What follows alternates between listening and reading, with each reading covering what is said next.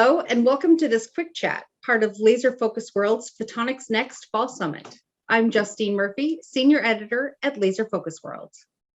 Today I'm talking with Leon Lee, Deputy General Manager at Focuslight Technologies. Focuslight specializes in high-powered diode lasers and micro-optics. Hello, Leon. It's so great to have you here. Hello, Justine. Nice to meet you here.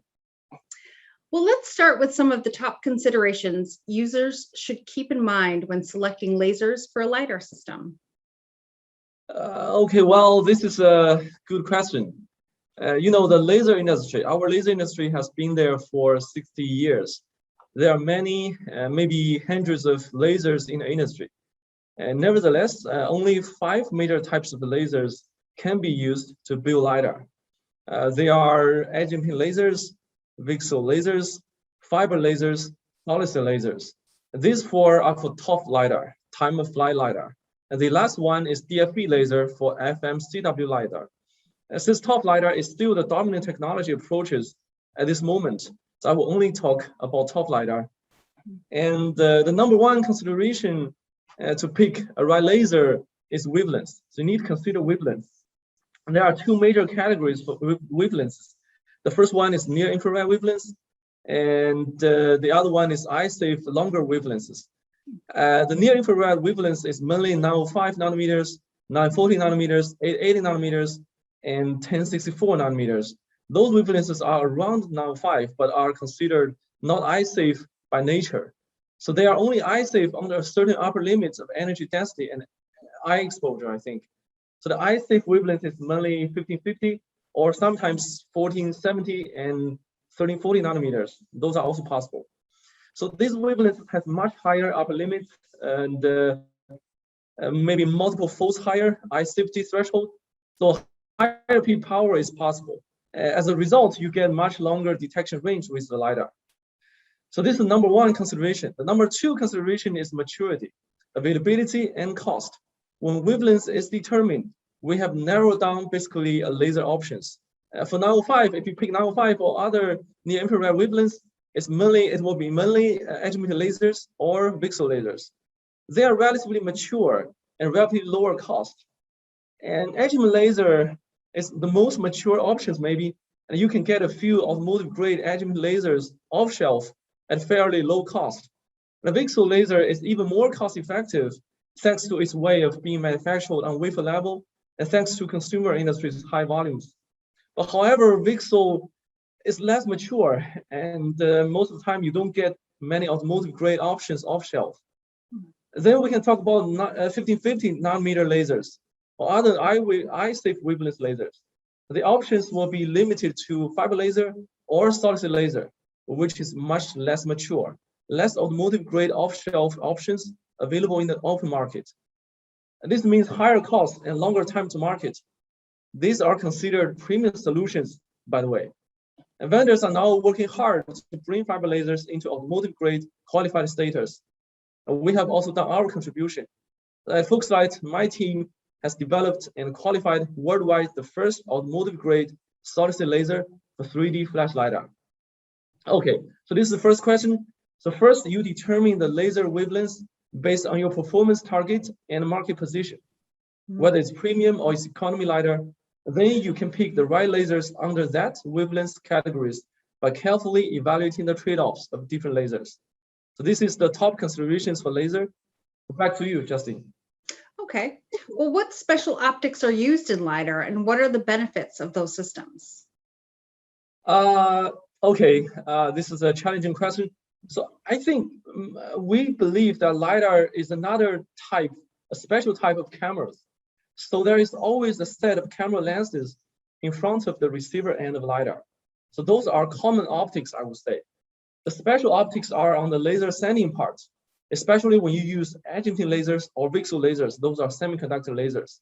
So they do have a large divergence and a poor beam quality. So they need special beam shaping optics to convert the beam into desired beam patterns for LiDAR detection. So one typical and common design is to make fast access collimation and slow access collimation for edge-emitting lasers in the case of a MEMS LiDAR.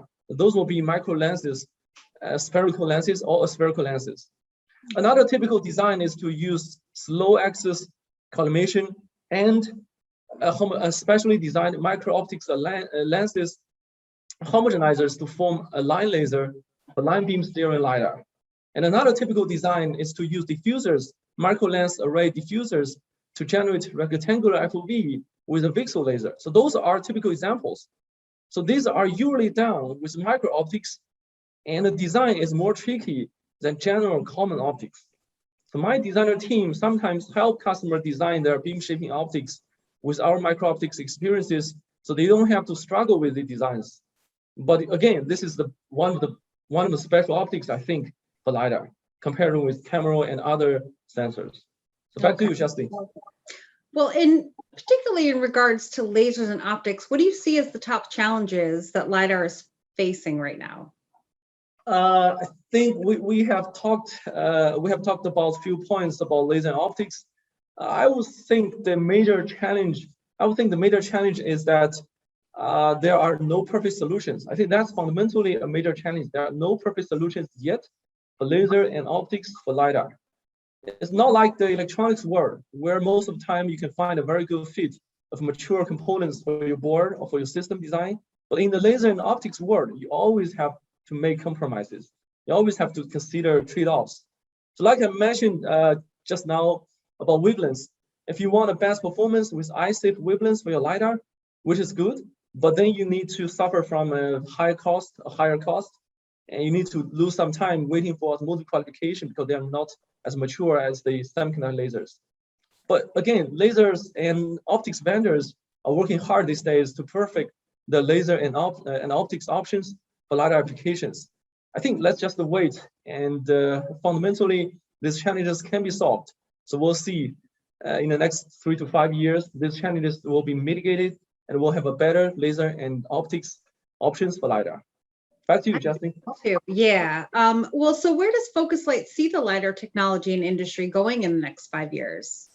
I think currently, because we are a laser and components vendor, so we monitor and watch the market trends going on every day.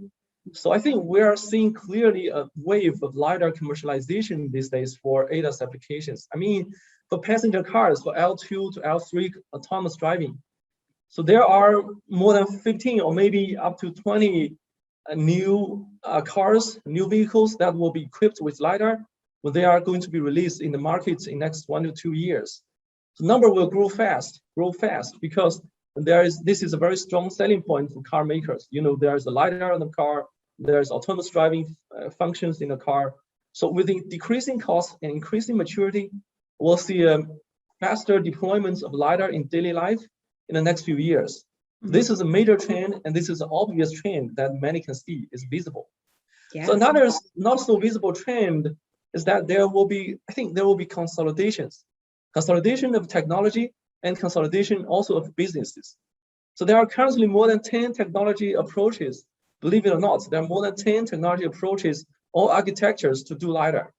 And most of them will have their own chance of getting commercialized and getting to mass production in the near term.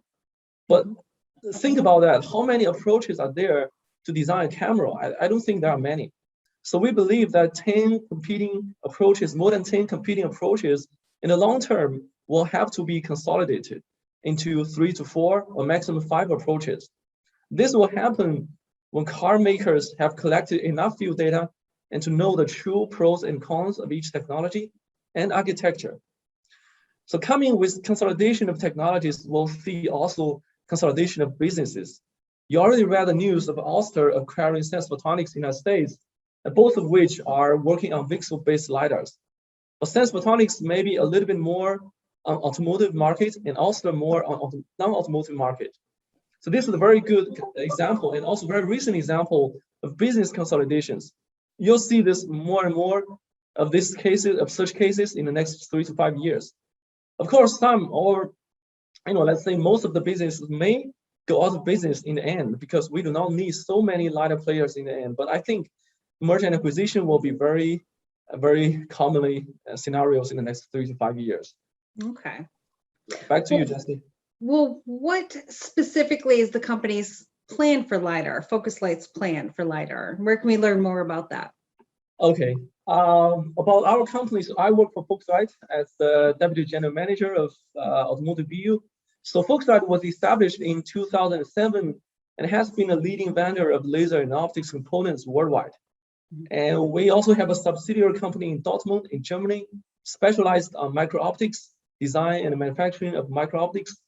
So we have been working with LiDAR customers worldwide from 4 to 5 years ago. I led that effort in Focusrite. So we know well our customers' pinpoints on LiDAR, lasers, and optics.